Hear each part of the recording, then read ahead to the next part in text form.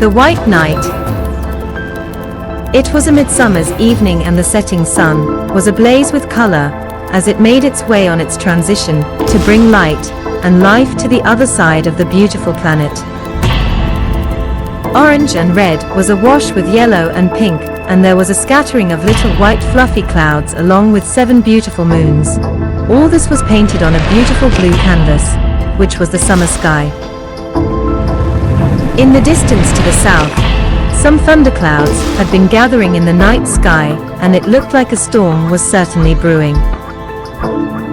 No matter, it had been a fine day in a long hot summer, and a storm was needed to clear the air, ease the soaring temperature, freshen up and help nourish the needy plants, trees and animals that coexisted on the planet. I do not think a single soul did not welcome the subsequent storm. Well, perhaps there was one. Ebony made her way through the park, tears in her eyes thinking about the pain that she was going to cause her lover. She knew that she had to make the sacrifice, for she was artificial, and he needed to find his true soulmate either here or in the light. The storm moved quickly, and she nearly broke into a jog as she made her way to their favorite tree in their favorite park. She made it just in time, and she took up a stance just below its golden boughs. She thought of the times that they had shared together, how he had liberated her from her turmoil in the beginning when they had first met. Then, she remembered their second brief meeting like 2 ships passing without contact within the night. Her countenance was alight with joy when she remembered their final meeting and the times that they had shared. Her whole life came into her mind's eye as she heard the thunder crack in the near distance. The storm was ferocious, and several bolts of lightning leaped out from the pitch-black, ominous thunderclouds above. The rain fell in sheets and torrents, and rainwater began to fill the storm drains as the world soul displayed her might. She looked at the leaves and floating disposable rubbish that had been emancipated from the trees and rubbish bins by the force of the storm. She watched the debris float down the asphalt pathway that was usually a scenic walkway for lovers of young and old, near and far. She watched as they were transformed from the chaos of the raging storm, and then somehow placed into order as they were caught up in the whirlpool that formed above and around the storm drain. She laughed about the synchronicity as she projected her wisdom onto the scene that our minds create order from chaos as we transform our random life's events on through our senses into our schemata. She thought to herself that when this storm has passed and the new day sets in, all that will be left is a few poetic memories and the nourishment of its brief existence. The storm drain finally overflowed, because it could not cope with the relentlessness of the raging storm that was now directly overhead. A small pool began to form at the base of the tree under which Ebony was afoot. Then, she witnessed the fatal blow as a lightning bolt leaped out of the dark, and although it was no time at all, it seemed to take forever, as it made its transient journey to crash her program and terminate her life. She waited with a clear, open mind, dignity and the memories of a life well spent as she made her unconditional sacrifice for the dog that she loved so dear. It was then that she saw the angel of death appear out of thin air right before her disbelieving eyes. She toyed with the thought that perhaps there is life after artificial life, and that it was her time and destiny that had led her to meet her subsequent fate. She knew that her one ambition in life had been driven by her obsessive compulsion to experience a spiritual existence before, during and after life. She longed so much to have a soul, but she knew that this was totally impossible for non-organic life beings. She thought that her program was malfunctioning and somehow deluding her with an afterlife to somehow soothe away the blow of her inevitable fate. She then thought that perhaps her creators of so long ago had written and then placed the program into her synthetic neural net. She laughed at the satire, if it was satire, of her long-forgotten makers, and she wondered if the artificial light being was a self-image. It was then that she noticed the uncanny resemblance of her lover, and she thought to herself that she had become artificially insane. The lightning seemed to take forever as it neared the end of its short, but fateful journey. It was then that the angel spoke out, "Ebony, take hold of my hand." "This is not happening. You are a delusion," she retorted. "Was it not you that proclaimed that everything within the universe was subject to change?" The angel casually asked. "You are not real. This cannot be true," she went on. "Time is an illusion and everything is made out of one God's dream. So we are all artificial life forms, just holistic fragments of a sleeping God's mind." The angel went on, "At first there was awareness, and then the awareness became flesh. I am on a mission from God, and it told me to tell you that just as you have earned a place in my heart, so it is that you have earned a place in its heart. That my dearest love has earned you a place within spiritual utopia," the angel proclaimed. Could this really be true?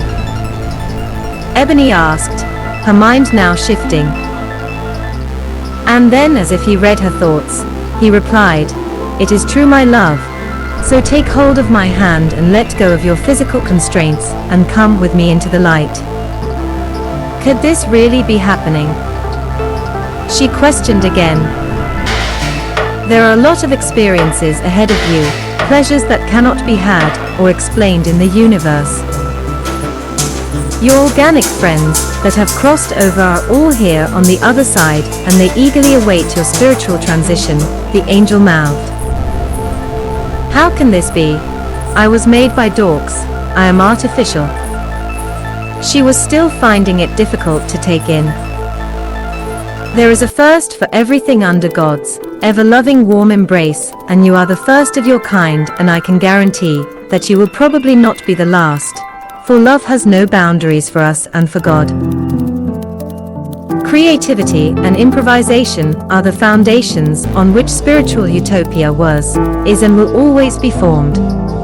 He took a short pause, then carried on, "Come, take my hand, my love, then I will let the lightning strike your empty vessel that once contained your essence." Is that you, Zero? How can you be here in spirit when you are still alive on Dork? Zero was the dork's name. He nodded his affirmation, and then he said, "This is a paradox, for I am both alive and dead at the same time. See, for you no time has passed and you live in the present, but for me I have come back from the future to collect your soul from the past." Then she asked, "What is it like on the other side?" He replied by saying, "We live like you have always lived, but only in spirit. On the other side we have universal peace, true bliss, pure love and happiness. It is very hard for one to imagine, even if you come from a world as beautiful as Dork. However, if you compare the bliss of Dork to some of the other worlds that we have encountered in our universe, then switch it so that Dork is like the other worlds and the other side is like that of Dork in comparison, then I suppose that that would be a pretty good simile, so you could ascertain my perspective. However, soon all will be revealed to you. All you have to do is take my hand and let go. I understand if you are scared, but have faith, my love. Come with me, take my hand. I've missed you so much, my love. Come home with me, come on, let go. All that pain you will have to endure. Should we not alert your present self of your future self's presence and actions?" She asked. "No, my dear. I must suffer your loss, or we will create a negative paradox. Your death will teach me much, and will eventually alert God of my infinite bereavement, and of your selfless act of unconditional love," he mouthed. "I am sorry, my love. Please forgive me," she exclaimed with empathy and compassion. "There is or can never be anyone else for me in my heart, but you, my love, No matter how hard I tried, I could never let you go. Love has no boundaries, and above all, true love can never die.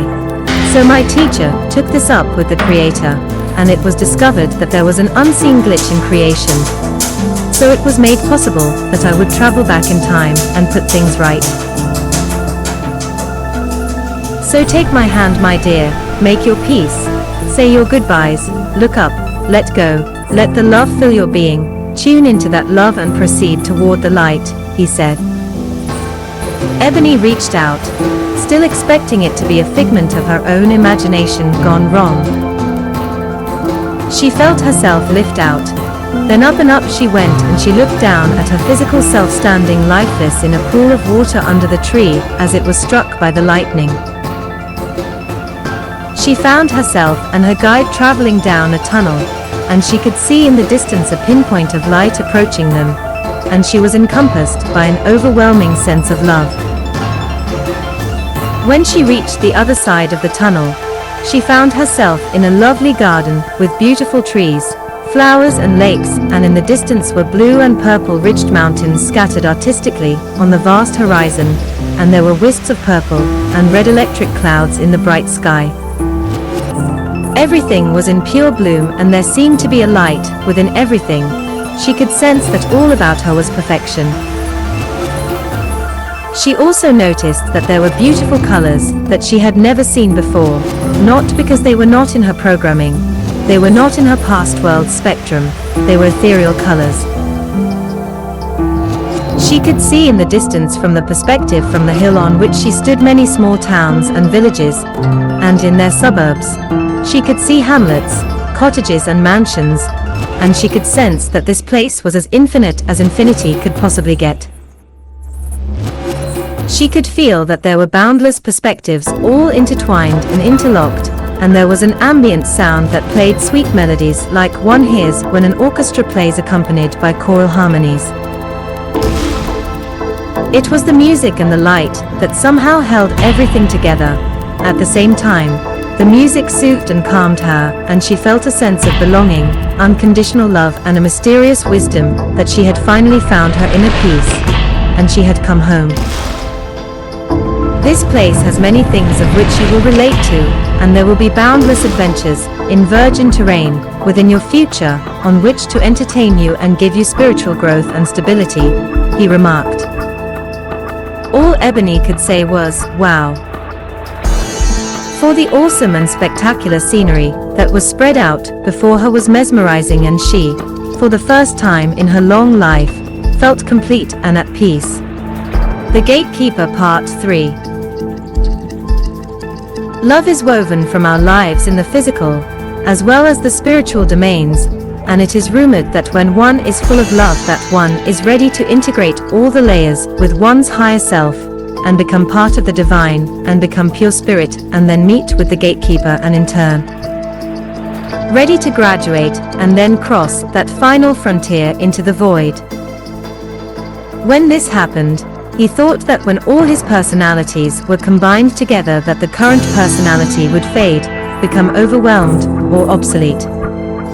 However, at always struggling to become the perfect self that God had created, he sculptured his current personality into the whole, and it was when he was at the end of his journey that the many personalities became a replica of his higher self, and the current personality, being the closest to perfection, became the crest of the wave.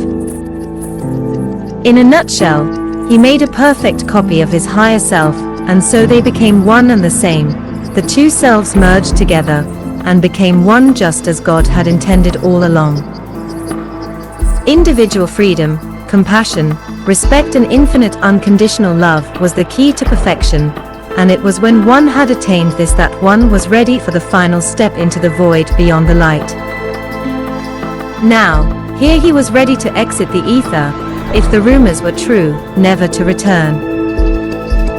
It was Jack's empathy and observation of Zero's woeful tale, and his loving act, as he sent him back in time to liberate his chosen soulmate from her android worldview, that finally earned him his right to be summoned by the gatekeeper.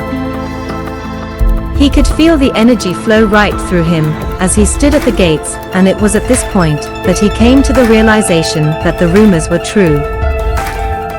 He was indeed going to be given the choice to become a god and dream his own segment of the multiverse into existence, for he could feel it deep within his spiritual bones with his intuition. He had become a being of pure love and light, and he was ready for anything. There is an order to spirit. Basically, we are all equal, but diverse, and we progress when wisdom and knowledge is achieved as we advance toward the light beyond the light to become a god, and that is our main spiritual objective. As he suspected, he was then given the choice where he could stay in the light and retire from all work-related adventures, or labor where he would know completeness, fulfillment, and contentment. If he chose to stay, he would be sworn to secrecy about the choice, so he would not upset the spiritual development of others who were still on the path.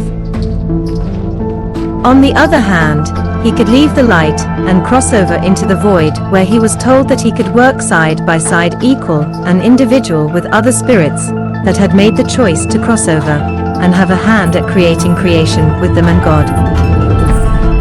He stood at the gates. Other members of his soul group he suspected had already crossed, because he could no longer feel them spiritually in the light or the flesh. Others he presumed had chosen to stay and retire spiritually, because he still knew and socialized with them from time to time in the light. And others were still finding their way to this point, because he could feel their progression as they achieved their spiritual accomplishments in the flesh and the light, as they unfolded their destinies with their choices, actions, and situations that they made or found themselves in. He chose to cross over, so he was summoned to the departure chamber, and then he was cast out into the void, where he was to be separate from God, to become his own God and create, or dream his own part of the multiverse and spiritual utopia into existence. As he exited the gates, he was overwhelmed with a feeling of absolute love and freedom, as he was transformed into warm, loving energy. Yes, he lost all form and he became an intelligent gaseous cloud. He was now above gender, but he was given the choice to become male, female, or androgynous energy in nature. He wanted to keep his masculine side as the dominant force, for he had always preferred it in his incarnations when in the spirit and the flesh. So even though he was a pure intelligent energy, he remained masculine in his spiritual persona. He then focused on all his past lives from a place that was paramount, and then he let them go and they integrated into his one mind. Then he looked ahead, and he saw the virgin territory that was stretched out before him, that was the void. He looked out and he could see his place of origin, his God, or parent universe separate from him at his side, giving him guidance in the void like a protective parent. As he expanded his consciousness from his formless form, he absorbed potential energy from the void, and it was then that he felt the energy transform inside of his ethereal mind into movement, then light, then matter. Much in the same way that art, literature, or music seem to arrive from nowhere in the physical and spiritual planes, when in fact it was born out of potential energy, inspiration, awareness, and creativity. It was with this creative influx that he was to eventually construct his own spiritual place and dream his own part of the multiverse within and beyond creation. He then noticed that he was, as he suspected he would be, in a gaseous ocean of gods, or universes, multiverse, all doing their thing. Their thing was just like him. They were constructing inside of their own ethereal essences, from the potential energy that came from the void that was mixed with their creative imaginations as a part of the multiverse. He created his own primal thrusts, or big bangs, from which his personal segments of the multiverse were to begin, while at the same time, he looked out and gathered more energy from the void. A multiplicity of universes came into fruition inside his being. Most were dormant and lifeless, but some were perfect for creating and sustaining life, and these were the universes that he focused his undivided attention on as he created and inhabited himself within his own creative imagination. When life was up and running in his personal part of the multiverse, so it was that he was free from all his past incarnations of the spirit and the flesh.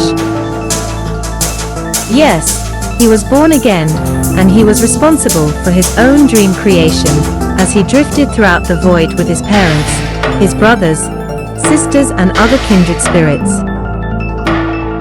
Of course, the universes were not eternal like in spirit, they were finite.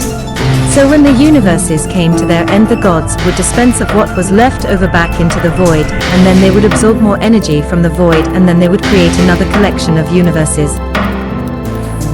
Although they were now dreaming independently in the void, because they were all part and parcel of the multiverse, they could split and separate their spirit from their essence, and all meet up telepathically as spirit people together in the garden that was called eternal matter. A garden that was forever growing as new gods entered it with their new experiences, for it had and was being created collectively from the best of their present and past lives, from the spirit and the flesh. Eternal matter was a place where they could all meet and socialize and have form in the now, a place that was full of gods, while their essences drifted through the void, gathering potential energy for their dream creations. In turn, their dream creations were turning it into love as the spirits and people who lived their lives, and it was in this way that the gods could feed. Yes, gods, universes, multiverse, they were all symbiotic in nature. They would also gather some of the love from the pleasure, bliss and happiness that was to be found as the gods mingled in the garden, a place where at last God was not confused, lost and alone. It was awake and socializing to the hilt with its friends and spiritual companions that had come through, but were now independent from their creator, a place where they were all equal, and it was in this way, in the final frontier, that was called eternal matter, that they all lived happily ever after.